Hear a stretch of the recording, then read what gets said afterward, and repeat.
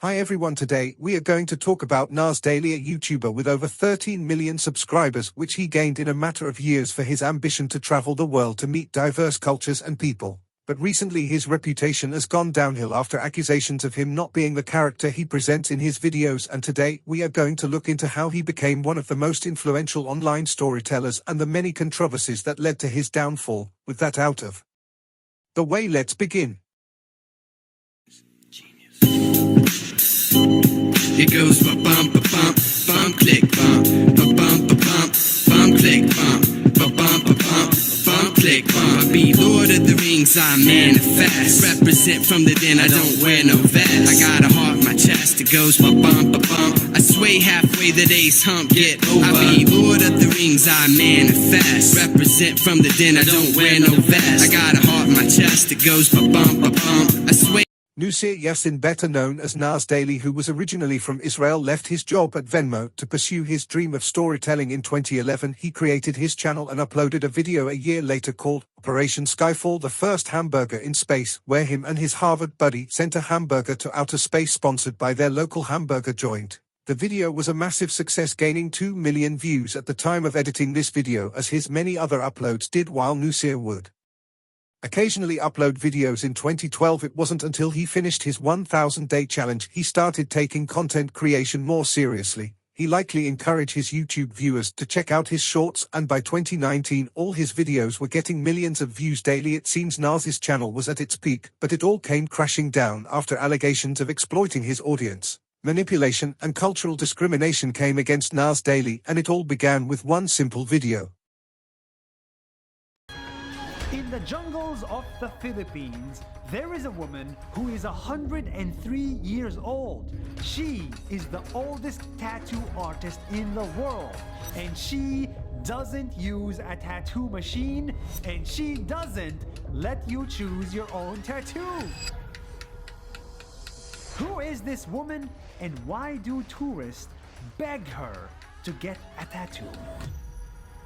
In the 16th of July 2021, Nas Daily uploaded a video called World's Oldest Tattoo Artist, attributing a 103-year-old woman from the Philippines named Wang Od, who specializes on tattoo making without the usage of modern technology, but designing her own ink made out of charcoal and water with using thorns from wood as a needle. The video was a massive success, generating over 1.1 million views and thousands of likes. Viewers were fascinated by Wang Od's dedication and unique cultural customs.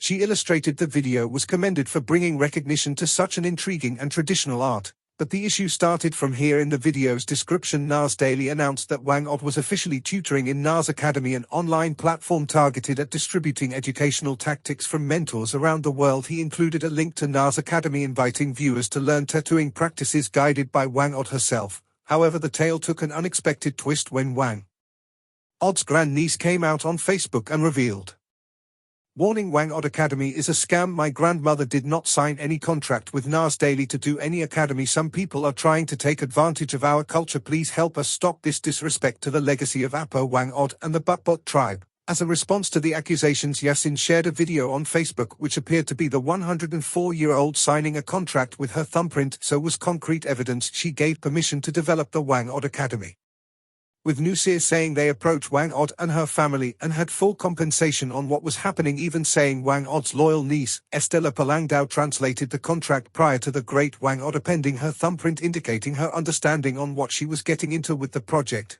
The controversy worsened due to Nas Daily's thoughtless remark. He said 40% of Nas Academy was made up of Filipinos. This was meant to show preference to indigenous races, but many people felt like it was a pitiful way to avoid criticism. Him saying I have 40% of Filipinos in my company is basically him saying, I did charity so my actions automatically don't matter. What a fool.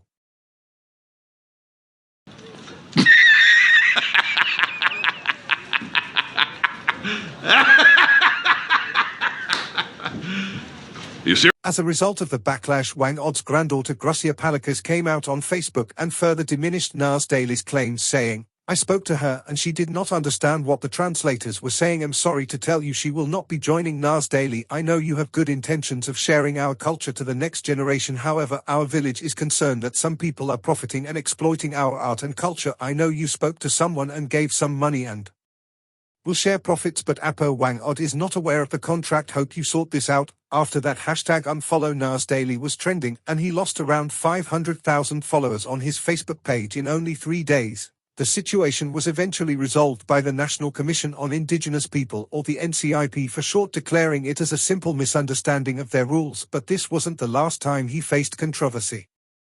Luis Mabulo, a Filipino farmer and rights activist, accused him of plagiarism. Luis is the founder of the Cacao Project, a non-profit organization dedicated to end deforestation by regulating farmers. On August 5, 2021, she broke her silence on Facebook, revealing her side of the story on Nas Daily's visit to her village to help the Cacao Project. She said the social media influencer criticized farmers of not being viewable content, made fun of the regional dialogue describing farmers as poor and Filipinos as so poor. He said no one wants to hear about inferior farmers, they're not clickable content. He didn't care about making progress to actual issues, he only wanted that sweet Filipino views. He even joked at the start of the day that all he needed is to put Filipino in the title and he would get millions of views, and the comments would be bombarded of mindless supporters, and the post rapidly went viral, boosting the allegations against Nas. In response, Yasin claimed the Cacao Project was a scam and refuted the accusations of exploitation.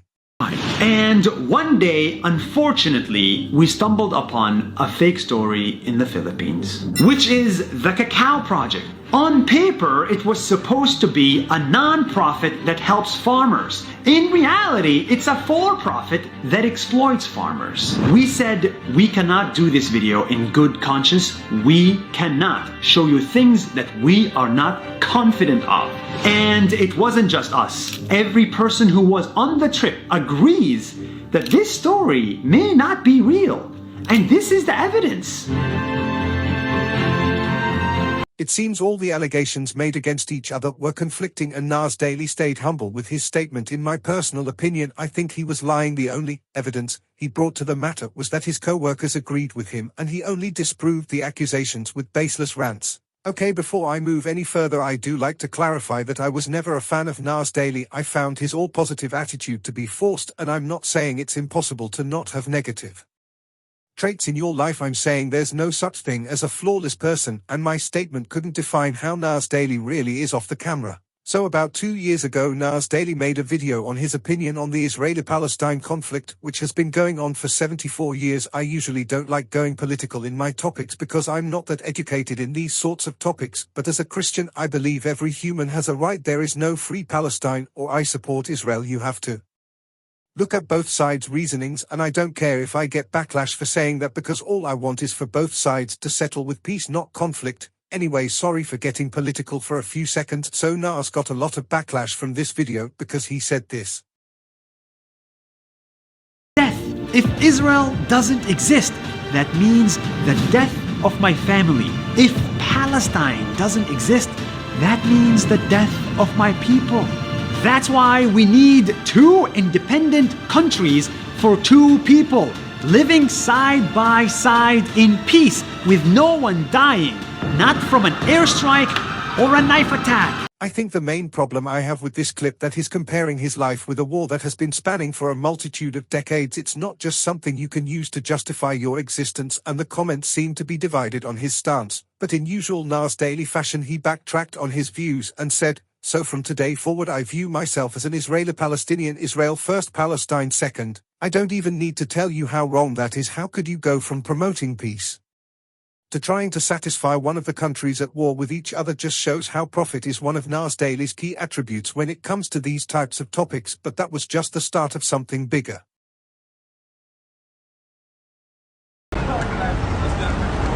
Fuck what you said? Fuck Israel, sir. No, we don't love Israel, my boy, we don't. Free Palestine, motherfuckers. What I just showed you was a leaked footage of Nas Daily cursing at Israel. Like I said, he puts profit over anything. He constantly changes his opinions to avoid backlash from his divided viewers, and overall is a terrible piece of a human being. No wonder why he's making headlines for deflecting criticism from pro-Palestinian activists. Anyways, thanks for watching the video. Wow, this turned out to be way longer than I thought. Like and subscribe, and as always, I'll see you guys in the next level. Bye.